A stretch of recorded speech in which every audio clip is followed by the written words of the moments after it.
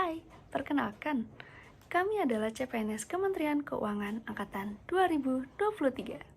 Dengan saya sendiri, Ayu Musliatul Zahro, dan dua rekan saya. Perkenalkan, nama saya Abraham Sergius Manahan Paulorensius Hutapea.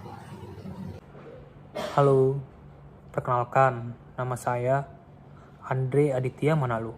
Kalau saya berangkat sekolah itu Thomas, saya jam 7 kurang seperempat. Itu sampai sekolah nanti jam 7 seperempat juga. Jalannya itu ya berkelok-kelok, kesannya itu lama sekali Mas untuk mencapai ke SD itu toh. Bu guru besok datang ke sini lagi ya. Seperti itu akhirnya saya itu berjanji Mas, saya harus di sini. Walaupun saya ditawari di sekolah yang bagus-bagus saya tidak mau. Saya sudah berjanji ingin mengajar di sini supaya anak-anak di sini terangkat pendidikannya.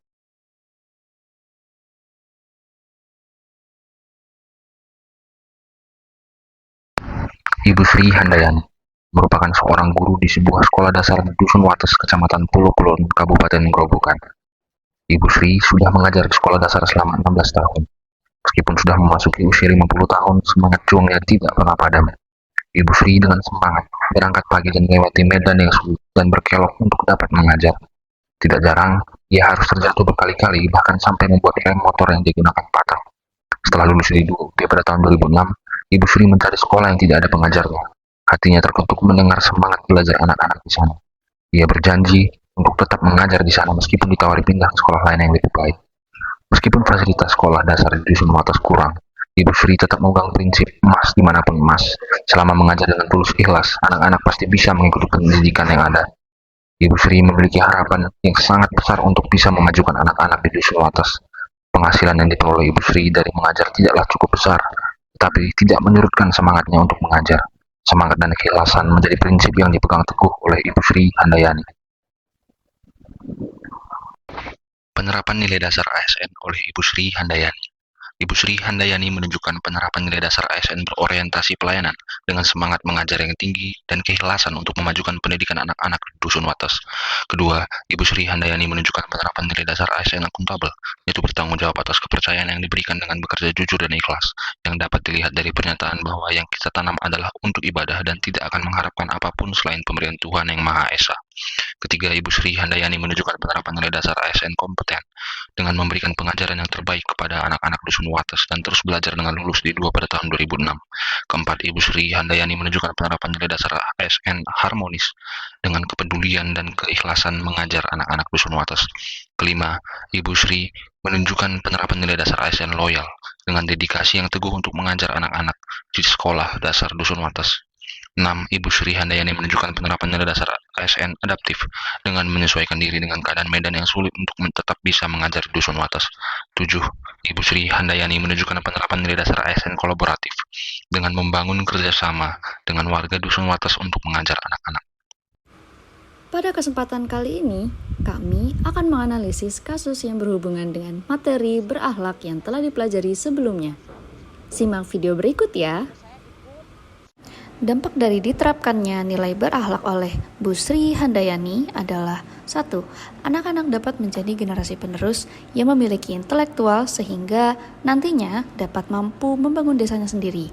Yang kedua, Bu Sri Handayani ini menjadi sosok guru yang dapat dipercaya dan bertanggung jawab atas kepeduliannya yang mampu mencerdaskan anak-anak di desanya.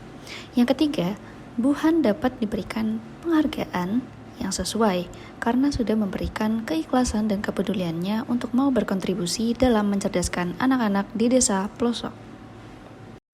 Selanjutnya kita masuk ke bagian gagasan alternatif pemecahan kasus.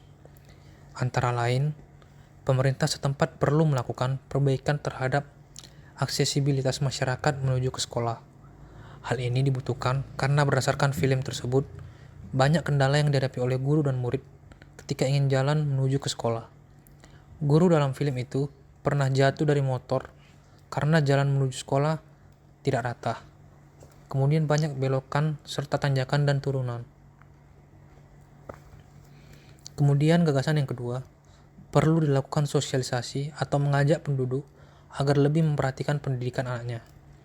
Film tersebut menunjukkan bahwa anak-anak di dusun tidak ingin pergi ke sekolah apabila jarak dari rumah ke sekolahnya jauh. Oleh karena itu, perlu dilakukan suatu bentuk sosialisasi atau pengarahan kepada orang tua sehingga mereka dapat memberikan pendidikan yang layak bagi anak-anaknya. Kemudian gagasan terakhir, pemerintah setempat perlu memperhatikan sarana prasarana yang terdapat di sekolah tersebut. Sarana prasarana yang baik akan mendorong niat belajar murid sekolah tersebut sehingga anak-anak akan lebih rajin untuk datang ke sekolah. Selain perbaikan dalam hal prasarana, pemerintah setempat juga perlu melakukan perbaikan dari sisi sarana pembelajaran. Hal ini dapat dilakukan dengan cara memberikan tambahan buku pembelajaran kepada sekolah tersebut sehingga anak-anak dapat membawa buku bacaan ke rumahnya masing-masing untuk dipelajari kembali. Kemudian kita akan membahas terkait konsekuensi penerapan gagasan alternatif, yaitu konsekuensi yang mungkin terjadi apabila menerapkan gagasan yang sudah dijelaskan sebelumnya. Yang pertama, perbaikan sarana prasarana memerlukan anggaran. Oleh karena itu, alokasi anggaran tambahan untuk perbaikan sarana prasarana diperlukan dalam hal mendukung kegiatan pendidikan di dusun tersebut. Kemudian, sosialisasi atau ajakan yang diadakan oleh pemerintah setempat belum tentu direspon positif oleh penduduk di dusun tersebut.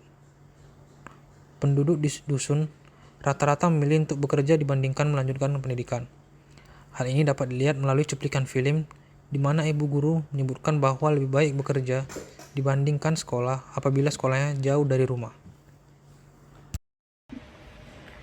Sampai kita di penghujung penyampaian materi, kita dapat mengutip beberapa hal yang dikatakan oleh Bu Sri Handayani. Selama kita menanam kebaikan, maka kita akan pasti bisa mengunduh kebaikan itu. Bu Sri juga mengajarkan kita bahwa sebagai seorang ASN harus terus berdedikasi untuk negeri ini. Karena Bu Sri adalah seorang guru, maka yang dapat beliau lakukan untuk negeri ini adalah mengajar, membimbing, dan mencerdaskan pendidikan anak-anak yang berada di daerah pelosok.